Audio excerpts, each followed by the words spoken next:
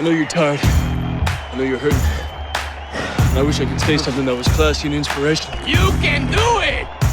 But that just wouldn't be our style. Welcome to Project Reclamation, where you rebuild, re-energize, and reclaim your life.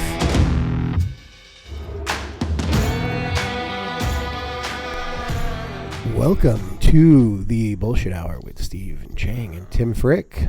We will be your hosts today, talking about bullshit. Bullshit. Are we recording, man? Yeah. We're recording. We're really recording. Holy smokes. Bro, you know what I just thought about, man? And I'm not going to lie to you. I am 36 now. You are 36 as well. I will be in. Oh, in just a few months. 5 weeks, I think. It's no different than being 35. No, I wouldn't imagine it is. It is not. It is not. But one thing I will tell you is this much. When I was in high school, and you and I have known each other since high school. When I was in high school, yes, and we were in the same leadership class. Ooh, leadership. Ooh, teaching the leaders of the early 2000s. I remembered one thing, and I remembered being like, oh, in my 17-year-old wisdom, I said, well, you know what? By the time I'm 25, I'm going to have it all. I'm going to have a house. I'm going to have a wife. Who knows how many kids? Probably 2 kids. You know what I mean? I'm making X amount of dollars. I'm be driving an X amount of car, X, Y, and Z car, probably multiple cars, in the driveway. And I remember when I was 25, I didn't have any of that. I was still trying to figure things out. I was living in LA out of like a duplex and just like fucking around like most of the time, like getting drunk and, just fucking around, like literally just fucking around, just like digging off most of the time. And then I remember when I was 35, I was like, holy crap, I have a job. I have a place to live. I have somewhere to hang my hat, but I certainly don't have any kids, and I certainly didn't have multiple cars. I was like, man, it's so sad. Like you dream about things, and maybe it's not a goal, but you just envision like that's what my life is going to be, but it couldn't be any further opposite, than what actually reality is. I think your values change. Sure. Because I remember when I was a kid, I thought it'd be so cool to have like a Lamborghini. Well, how old were you when you're saying this? Probably like 6, 7, 12? No, I think it was into probably high school. High school. Like early high school, maybe. Okay, so when you were a kid, when you were in early high school, and you've been working, like you've started work, how old were you when you got your first job? 12 years ago. You got your first job 12 years ago? Yeah. No. What is that? I can't do the math, and I feel so bad. I can't do the math. I took an interim position that only lasted 3 months when I first got out of college. You were 23 when you got your first job. I guess. No, I mean, like your first job, like when you started working, like it's a summer job. I think I was working at Long's Drugs when I was like 14, I think. What were you doing at Long's? I never knew that you had worked at Long's. Long's was the coolest drugstore until it got bought out by Corpo CVS. I was at the one on Fairview. Yeah. That was the only one. Fairview? Kyriel? Yeah. I was just a checker and I had no idea. I did some checking. Yeah, I got that job.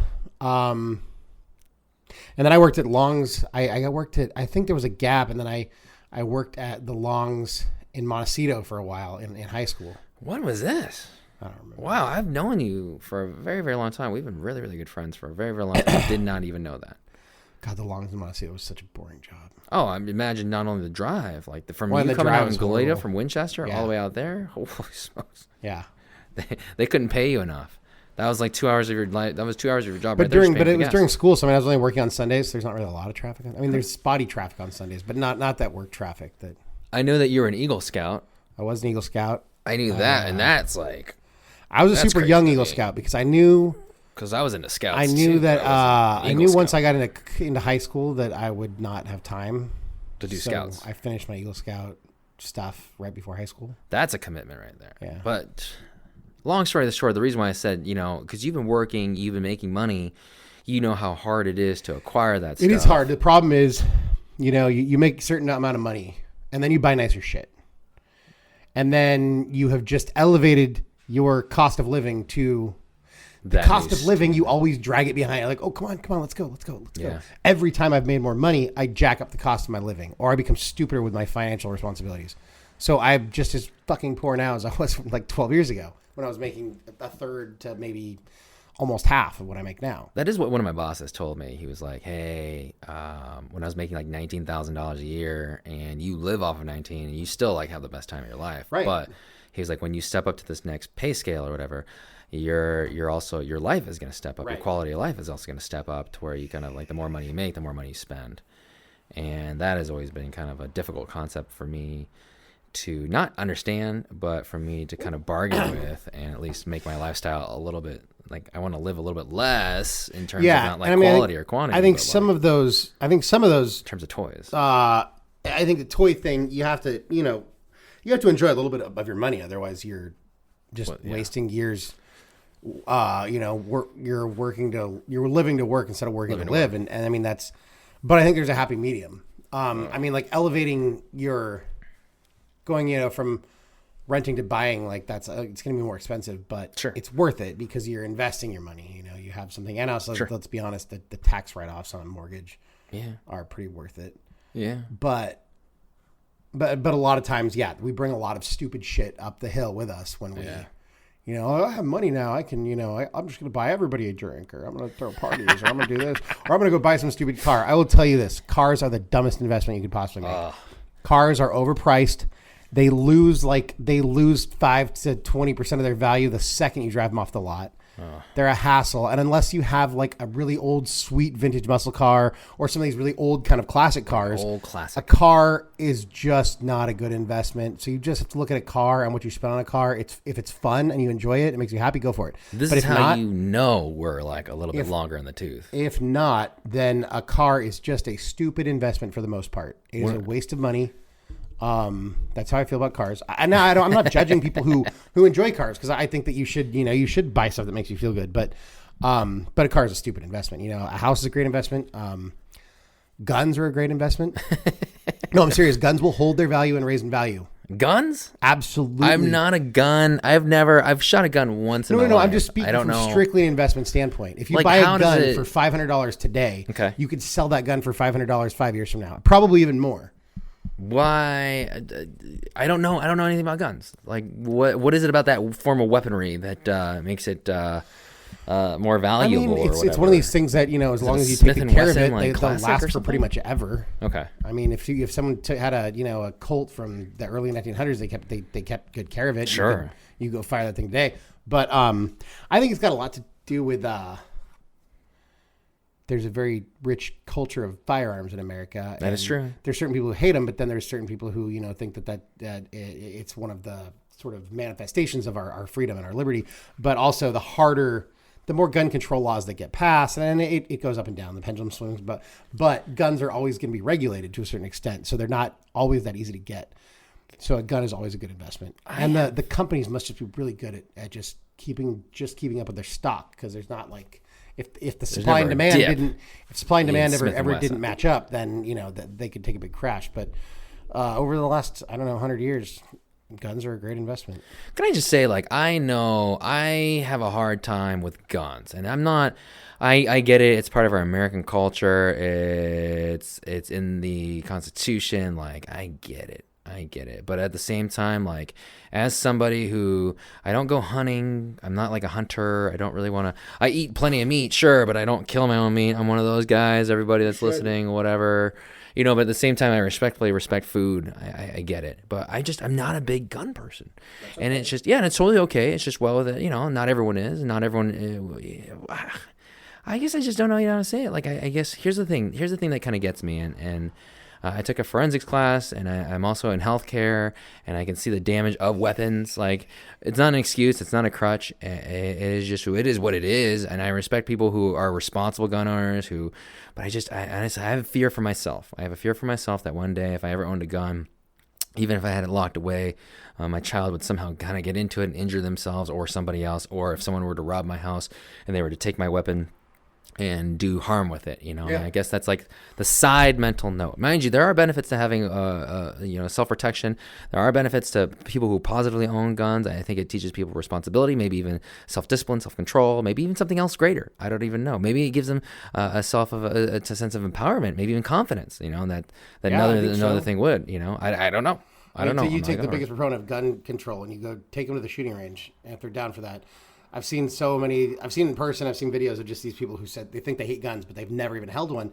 They go to the shooting range like, wow, this is amazing. Sure, I have no hilarious. doubt that it's like, Yeah.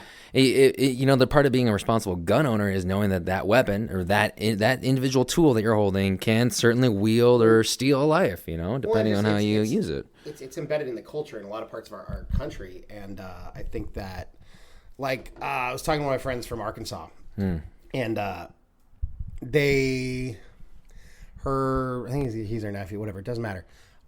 He learned how to use a gun when he was 4. So he knew, understood, and respected the power of the gun. Sure. So they would never.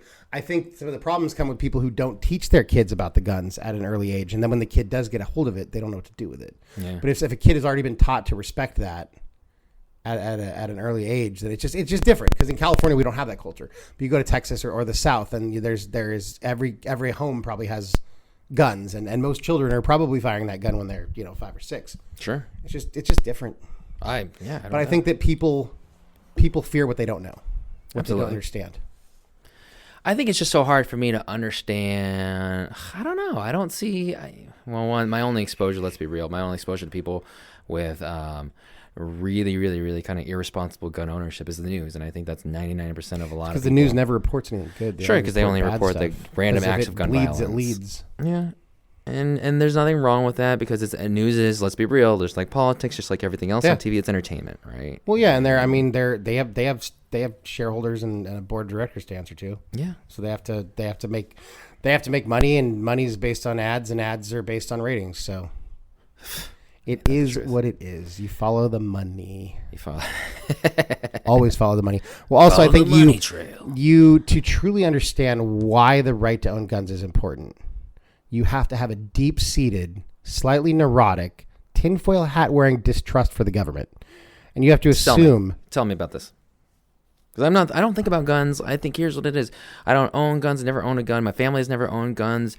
My extended family, to my knowledge, has never owned guns or weapons. Like, we don't even have like a samurai sword, like on display or something like that. I'm not Japanese. I'm Chinese. But we don't even have like a sword or, any kind of, the only weapons we have, God forbid, if someone were, hold on, I shouldn't say that in case anyone is listening and they know where I live. But I don't have any kind of home protection except a baseball bat, and that's in the garage even, and that's just really for when I thought I was a baseball player and going to the batting cages, and like a kitchen knife. You know what I mean? Like that's what I'm talking about. You have that rabid hyena you keep in the garage. Oh, that's true. Yeah, but Whoopi is there cool just pet, for my own entertainment. A domesticated hyena. Yeah, they're kind of cute in a really ugly. Jackie way. the Jackal is what I call him. Yeah, but this is Carl the Coyote. We've taken all that viciousness away from him just by giving him the most cartoon-like name. It's Willie the Wolf. But yeah, honestly, like I said, I think it's so funny. Well, I don't even know how we got on this little topic, but I will tell you, even when I was a 17-year-old kid, imagining when I was 25, imagining when I'm 36, I've never thought about owning a gun. It's fine. You don't have to own guns. But I can totally respect it. You can respect the right to own something and not actually own it. That is true. I respect the right of people to, I don't know, do stuff that I don't want to. Doesn't mean I'm going to do it. Like everyone that's of age can have as much alcohol as they want inside their house, but people certainly abuse that, and it's like, and certainly people get very, very violent with it, and even get very, very responsible with it by even jumping in their car too. So, I guess it's up to the individual to really, really make the proper choices. But but also, I don't know if prohibition taught us nothing, but I guess just look at history and you'll see that we never actually pay attention because we never learn from our mistakes. That's why we make them over and over again. Yeah. But when you make something illegal, all it does is drive the underground black market on that thing. Probably true. And if you were to make guns illegal tomorrow, then there's a saying that something like, if you outlaw guns, then only the outlaws will have guns. Then all of the responsible people you're talking about would have to give up their guns, but all of the people who are already committing crimes, they don't care about one more crime. So, and most, let's be honest, a lot of those guns are procured illegally anyways. When people talk about gun control, there's plenty of laws that make it harder for people to get guns, and they have to get background check and all that stuff. But a lot of times the government's not even putting all those laws into practice. But making something illegal, you just create that underground market, just like prohibition back in the 1920s. And you look at the illegal drug market today. I personally think that drug abuse and the violence associated with the movement of drugs would go down considerably if they just legalized all drugs. I guess this is a really, really deep topic. I think about it. The government could tax it, so they get their dirty little hands in it. Yeah. They could regulate the product, so we'd make sure that like all this fentanyl cut heroin that people are dying of over the last 6 months or whatever, they could regulate the quality, and then they could take a lot of the tax dollars and put it into rehab programs and say, look, we don't condone, we're not saying you should use drugs, but if you're going to do it legally. That way, you're going to get good stuff. Obviously they'd have to, put some driving laws and stuff together because you can't just drive around all coked out or. No, for sure. It would be a substance just like alcohol. Right. And then, alcohol. They put some of that money into rehabilitation for people. I know we're a little bit older in this topic or a little bit beyond this, but I will tell you, I remember when I was in high school and I know I had a few friends and they were doing marijuana, and like marijuana was very much illegal back then. And you're like, okay. And I always see it as a drug. To this day, I have never done it, and I don't choose to or care to. And the people who do it, I go, okay, like, why? I mean, I don't understand the positive benefits for it, but that's me. That's me. Obviously, I don't have any kind of ailing medical disease or anything like that where it helps out. But I will tell you this much. When I was in college, I realized everyone was doing it, and I always thought to myself, hey, California would be super, super smart. I remember California was going through a financial crisis, and I said, California would be really, really super smart. This is me when I was like a teenager, 19, 20. I said to myself, California would be super smart to just at least regulate this and tax the shit out of it. Because, like, I know every kid was, like, selling it or, someone was buying it for, I don't know how much it is. I don't know how you sell it for. Made a fucking killing. Dude, first. Here's the litmus test, right? Is that like if Colorado taxes it and they put all their tax money back into the schools, and then like the public benefits from it, and like all of a sudden students are getting really, really smart, and and their schools are having the best technology. I mean, that's really, really kind of the litmus test because, are the Colorado students, are the kids from Colorado, the future generations for people in the state of Colorado, are they just advanced, to be heads over shoulders above everyone else from every other state? Because that would be impressive, and you'd be Absolutely. like, wow. Well, and I mean, you're creating business ventures, you're creating jobs. I mean, totally. It sounds weird, but it's true. It is. And not to mention that, until the legalization started, there's a ton of really cool research, really compelling research about the CBD component of cannabis with pain management. And sure, I mean, absolutely. I mean, if it could even stave some of the problem with the opiate addiction that we've created, it would be amazing. And I mean, nothing is worse than the opiate addiction. I mean, when you have just a guy who worked construction his whole life, or an ex-pro football player who just is so badly injured, and the doctors don't want to fix them, they just give them opiates. And then at some point they run out of opiates, and then this guy is on the corner buying heroin, not because he's a junkie. Well, he is, but because he was forced into that, and it's for the pain management. That's sure. it. I mean, I don't like opiates. I've never tried heroin. It's not something but don't start. No. But I mean, the addictive qualities of it all are you can't deny any of it. Whereas, I mean, marijuana it's marijuana, but the CBD portion. And I think there may need to be some THC component because I think it helps it work better somehow. I don't know the details, but it's compelling. It's interesting. And it's no less damaging to humanity than all the legal shit, that's opiate derived. Yeah. It's just interesting. And also with marijuana being illegal, say 3 months ago, I think if you had a 15-year-old kid running around, it would be easier for that kid to find marijuana than it would be for that kid to go buy alcohol. Sure, I guess. Here's what it is, and you have to understand, like, this is like the biggest. No, but weed is a little bit different because there's a little bit of a novelty to it, and it's not that hard. So when they legalize weed in Colorado and when they legalize it here, there's going to be people who try it who don't normally smoke it. Sure. But for the most part, anybody who wants to do any illegal drugs today is going to find a way to do them. And if you made heroin legal tomorrow, those people would just be doing it legally. I don't think you would try it. I wouldn't try it just because it's legal. I don't think you're going to. I mean, in Portugal, they decriminalized the possession of drugs, all drugs. So did not know that. Okay. It's not. I think it's still technically illegal to sell it. So the funny thing is, everybody that has it, they can't be punished, but they procured it in a way that's still breaking the law. But they dumped all the money into other programs that police now, can like. Now this was a few years ago, and I don't know what the long term effects have been. But according to all their numbers, drug addiction didn't go up. Drug abuse did not go up. Nothing spiked in the numbers of people who were now. I don't know how they come up with these fucking numbers, but sure. it cut down on because there's just so much violence. Because you have criminals running the empire of selling all the shit that's illegal. So a lot of that comes with violence, and there's a lot of blood on those drugs by the time they get here. Yeah. But if you just produced them in some fucking greenhouse lab in, I don't know, In a Wyoming, safe state-run institution Yeah. place where there was like quality's checked, it's not going to kill you. Look, I come at you or come to talking about this conversation adding really, really nothing because I've never, I remember first getting my first drink or going to a bar at like 22 years old. I wasn't even like 21. For my 21st birthday, I wasn't like, yeah, finally. You know what I mean? Even when I was like 17 in high school, I wasn't going to like some high school rages where kegs were or something like that. I don't even know. I've never done drugs, like any sort of drug. I never smoked a cigarette. I just don't have an interest in doing that. So I just think to myself like, oh, what do I have to add to this? But the part of it is that I've also never done heroin. I've never done methamphetamine, and I don't need to do those to like kind of have an opinion about it. I've never done most of that stuff. I've done some of it, but have you not, Tim? Be honest. Be honest. No, but I mean, I think that my argument is a very logical one from a very logical kind of economic point of view. But drugs and prostitution and gambling, these are all things that people have intrinsic weaknesses feelings for about, so they can't have a logical conversation. Like we can't have the conversation that if you legalize prostitution, it would be safer and it would cut down on all the human trafficking. It would bring it into a legal light because again, anyone who wants to fuck a prostitute today is going to go fuck a prostitute today. Sure, anyone that wants to do anything. And just because it's legal, I mean, yeah, I'm sure there's people that go to Reno or Vegas or whatever, and there's brothels, and I'm sure there's some people who try, I wouldn't normally do this, but I'll do it once, But I don't think you'd have a huge, like, I wouldn't go fuck a prostitute tomorrow if it was legal. Sure, I wouldn't. You would.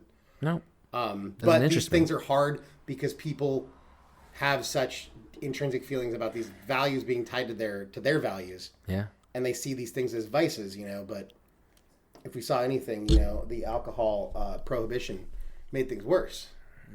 I mean, obviously, I wasn't alive at that time, and neither were you. But from the recounted stories of those picture books. Those talkies. That was what really elevated, Al Capone and the oh, mob sure. That's what kind of set the mob roots in place. Honestly, I don't know. I know America's biggest crisis right now is opioid and pharmaceutical drug really dependence. It's really I think a lot of people put their time and their effort into, stopping gun, or more gun control. And I'm a firm believer in gun control. Like I do believe that, there should be more control. I mean, it should be more highly regulated. I feel like, the incidents of people that are going, just into crowded places and injuring other people with weapons of, mass capability of hurting people, it has increased, know. But at the same time, I also think that. But how many people die of opioid overdose versus die of of mass shooters? And on a daily basis, absolutely, or on an hourly basis, on a regular basis, absolutely. And some of these people are people who they go looking and they go to different pain clinics and different doctors because they are junkies. I see it every day, like when I go to work. Who they get tossed into that because they had a back injury and they went to some shitty doctor who just put a Band-Aid on it and didn't try to come up with a way to manage it. Or the person's just too lazy to do their physical therapy because the easy way out is to just fall into the fucking oxy hole or whatever you want to do. Dude, once you're hooked, you're hooked, y'all. I can't stand that feeling, by the way. But you're right. Let me ask you something. Have you been on prescription pain medications before? Yeah, I was just on it recently. What was it? What was it? Honestly, it was like a liquid. I don't remember what it was called. It was a liquid version of Norco, basically. Oh, scissor. It was a mixture of hydrocodone and acetaminophen. Yeah. All right. Then that's your little. That's your scissor. Okay. Well, yeah, that's what people mix in with some soda or something like that. Dude, I don't know if it's just the difference in. Did you feel a difference? My digestive system. Mm-hmm. But I mean, I had taken the pills before, like Norco pills, which is the same ingredients. And I mean, I don't like the way they make me feel, but I would take them if I needed them. I think it was after dental surgery. That liquid shit hit me so much harder. Well, because it's liquid. Your body doesn't need to digest it. It's already being digested. Wow. That's what was gnarly. And I hate the way it makes me feel. Huh. I just feel like I'm in a fog and I feel dumb and lazy. And that's why I don't like weed. Okay. Is that what it makes you feel like? Tired, stupid, lazy, and hungry. I can do all those on my own. I don't need help.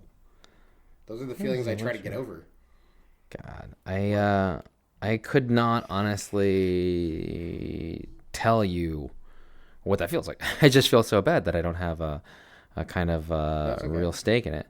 I am trying to see, and I'm not going to start either. Gosh. Oh, I honestly think that, it's hard to get out of. I remember working in the hospitals and seeing some young 20-year-olds, like, I don't know, they have sickle cell, they make up whatever it is. Maybe it's not even made up. Maybe I honestly feel bad for people that are in a state of chronic pain. Yeah. They have some degenerative diseases that are already starting to take root at 20 years old. And, maybe they are kind of hooked to those pain medications, and I think it's so tough because once you're hooked, I think it's really, really impossible for you to get on out, because you also learning how to do this. You also learning your dependence. A lot of them, they probably do really have pain, but I wonder. I mean, pain is the body's manifestation of something being wrong. Sure. So I mean, you can create pain, and you don't know you're creating it, but pain isn't the actual injury. Pain is the body's response to warn you that something's wrong. Sure. So if you're so hooked on this shit, and I mean, there's scientific proof, to show that opioids are fucking addicting. Your body wants it. You want it. Your mind is a powerful thing. Well, I don't Your think mind could just create the pain. Sure, I think. Well, If you think so hard that if I don't have this, I'm going to hurt. Your body could easily manifest that pain. You don't even realize that you're creating it, but. No, I totally agree. You don't believe it. It's not even relevant to just pain medications. It's not even relevant to that thing. It could be even relevant to like relationships. If I'm not with so and so, boy, I don't even know how to breathe. I don't even know how to live my life. And I've been there. It's not like I'm just talking out of the side of my mouth. I'm like literally like I've been crushed, and you just like you've picked me up from how many countless sad Stephen moments, and it's like the sun still shines, the day, the world still turns, the day still, the sun still comes up. That's all I can tell you is remember the last time, Steve. I can't do it. It all turned out okay. Yeah, I'm not telling you. We've been friends for a long time, and we can talk about this stuff. And honestly, and some of them there's bad shit happens to you sometimes. Yeah. And sometimes we fuck up and we make mistakes, but I don't believe in regrets. Because I think that, we are our mistakes. You mean you tell me you don't have one regret that you're like, really, really like, man, I don't regret the big mistakes I've made in life. I mean. Like, here's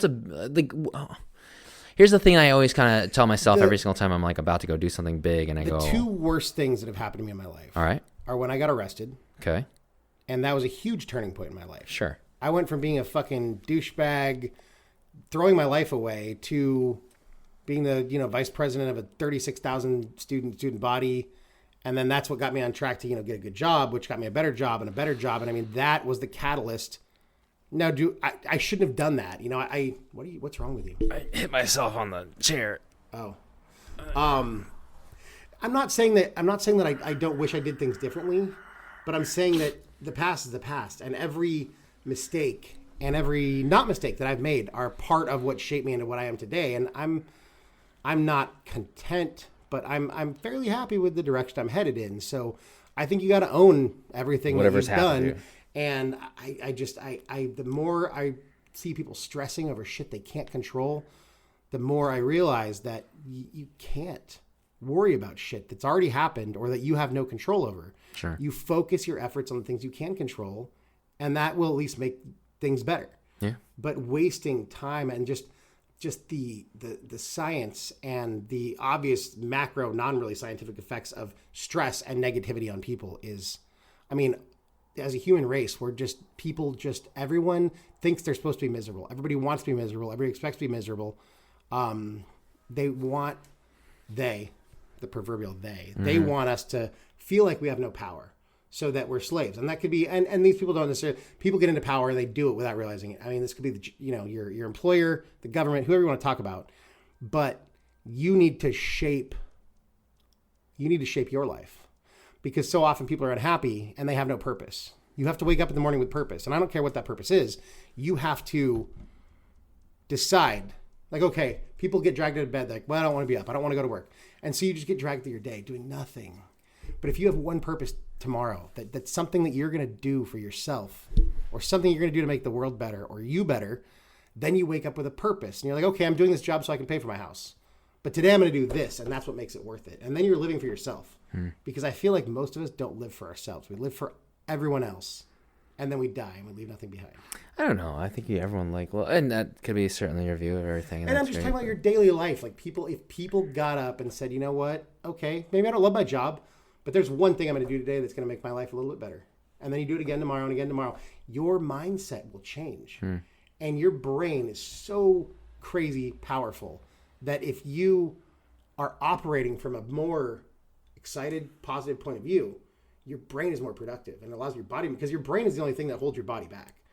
I mean, that's been proven. So if you can kind of unlock your brain, and there's something about positivity, happiness that does that to at least a certain degree, you would be more productive. And then your mind gets clearer, and then you have better ideas instead of always being in the fog of I hate life negativity. And then you can spread it like a virus. No. I believe that when people kind of feed off of you, and I'm feeding off your positive energy right now, but it's just like when you have positive thoughts, you kind of, I think that people can see that stuff. Just like if you're a down in the dumps, Debbie Downer, like people can see that from a mile away. Yeah, man. And then you may not realize it, but nobody wants to be around you when you're that person. No, nobody wants to be around you. So many people are that person lately. Yeah. But positivity and just a little bit of energy, it is incredibly effective. Yeah, absolutely. It is like a virus. We should create a happiness virus. Happiness virus. And then release take that. Take that, HIV. Take that.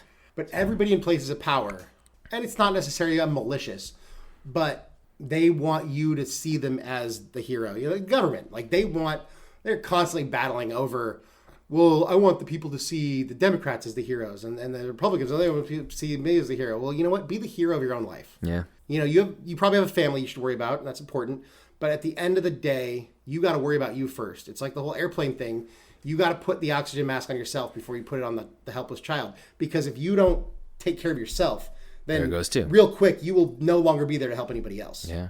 And even if you're not negative, but if you're even just operating from kind of a fog of neutrality, you're not really giving everything that you have to the people around you and to yourself. And you and them deserve that. True. Damn. And every day that we go through life with only being 60% productive, just add that up. This is just a heavy conversation for me saying, man, when I was 17, when I was in high school. I don't even know how I got here. This is what you're passionate about. I think you just needed a door opened. You needed a crack of a window, and then all of a sudden, bam! You talked to me 6 months ago. Yeah. And you're talking to me now, and you talk to me at least every week in between. I'm talking about this because I've lived it. Yeah. I changed my mindset.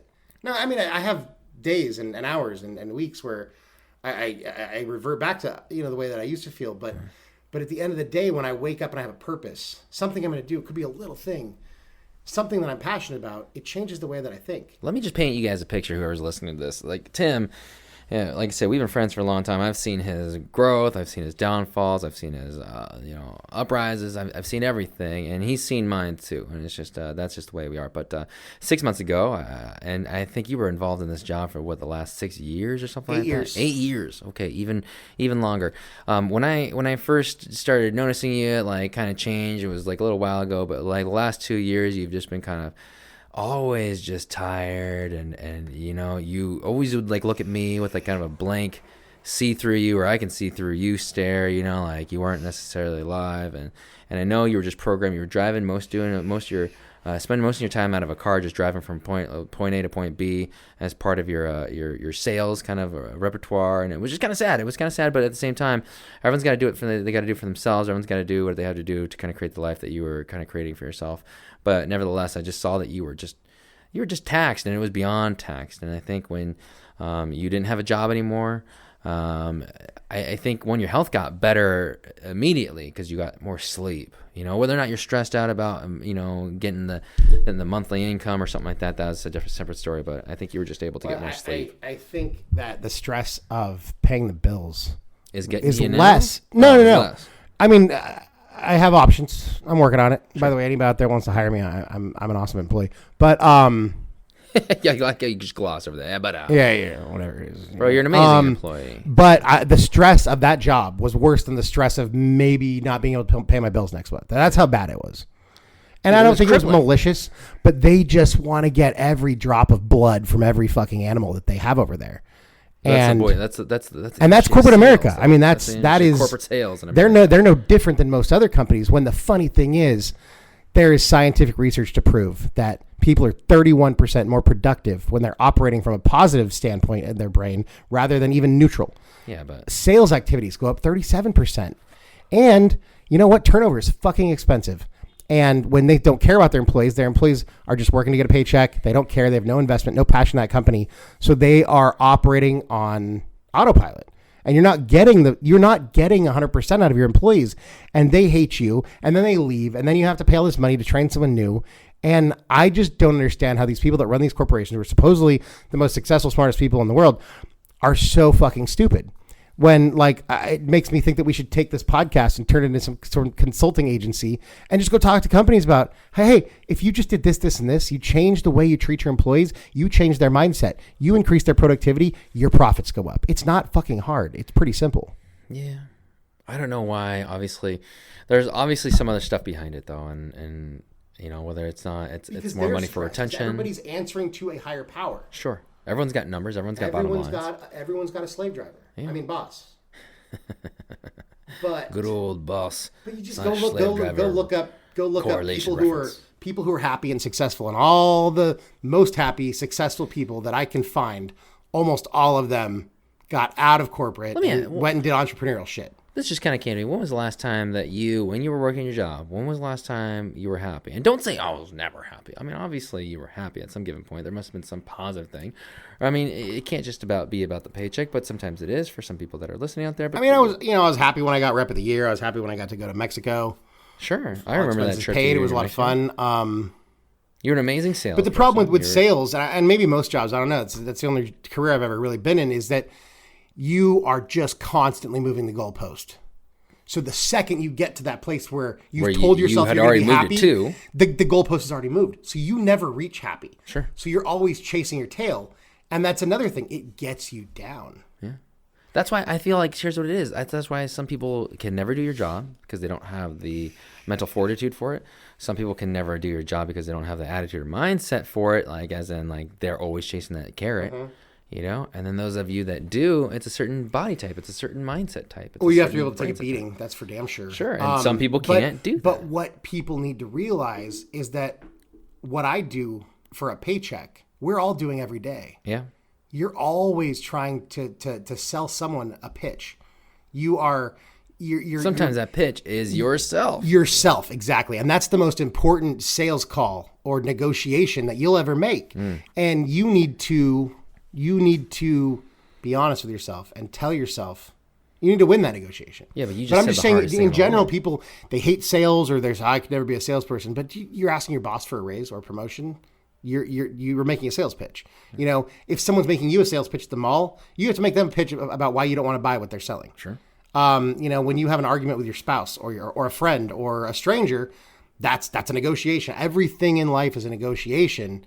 And if people realize that and they approach differently, then I think it would change their mindset. Sure. But you just said the hardest thing. You have to be honest with yourself. Honest with yourself. That's the truth will set you free. Yeah, but that's the hardest thing in the world. Well, you're living with a lie. I mean, think about if you're lying to your spouse. Think about the guilt that you have to stomach. Oh. And I'm sure people do it. But every lie is guilt, and then they spiral out of control. But you're lying to yourself about a lot of things. And you're carrying that guilt, and you're having inner argument. It's creating all sorts of your stress. You're never going to be happy. You're never going to love yourself, which means you're never going to truly be able to love someone else in a relationship. You're just never going to be happy, and you're going through life as a slave to your own lies. I mean, I've done it. You've done it. We'll probably do it again. But when I'm the clearest and the happiest is when I'm being honest with myself. Yeah. I will tell you this much. Just being around you, I've noticed so many changes in you, and I'm proud to notice these, see these, observe these. Yeah. I think you're the way even you're thinking right now. You're no longer a cog in a sales machine system. No. And I think this mental freedom is really, really kind of nice for you. Well, but I will tell you this. This is the thing that scares me too. What happens if you have to go back into a world of that? I will. Yeah, because like you said, you're selling yourself every day. You're selling something every day. I'll do a really good job, but I'm going to do that job from hour X to hour Y, and I'm going to do that job to pay my bills. At least you're saying you got to a point where you've developed this insight, or you could at least develop this insight independently of, you know, the greater, larger system. Right. And now that you have And this at the same knowledge, time, you can never I will go back. try And I to understand that. infect everyone at my new company Tim with the the same virus. attitude that I have. Tim the virus. I'm a virus. Yeah. It's like, not like Cyrus the Virus from good old Con Air. Oh, dude. No, I mean, I think a job is a job, and when you're at that job, I think you should be fully engaged in your job. Sure. But 5 o'clock rolls around, shut everything off. Let's go. It's quitting time, boys. You don't. I think that's the hardest part with sales, So though. many You people, never stop. they live to work and don't work to live, and that's your job is to pay the bills so that you can have a life and support your family and stuff. You don't. It's not the other way around. Your job does not define you. Sure. JB's calling. It's tough. It's tough, McGillicuddies. What's up, buddy? JB is apparently in a wind tunnel. Hello. What's up?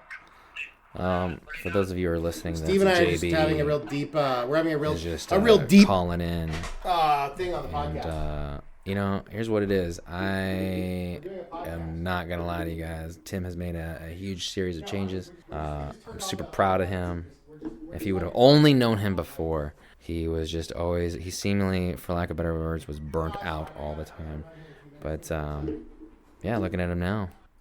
He's like a 17-year-old boy just sitting in his garage, just thinking about positive affirmations, and it's really cool. I like affirmations. Affirmations are confirmations of the self. All right. This is Steve Chang. All right, dude.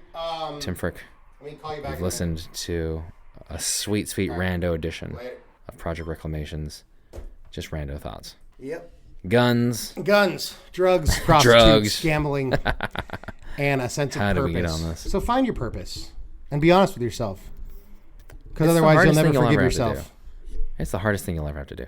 It's a struggle, but it's worth it, and it'll set you free. All And right. then you will think like me, and that is a fucking scary thought. So I'll leave you with that. Thanks, guys and girls. Have a good day. So what I believe you were trying to say is thank you.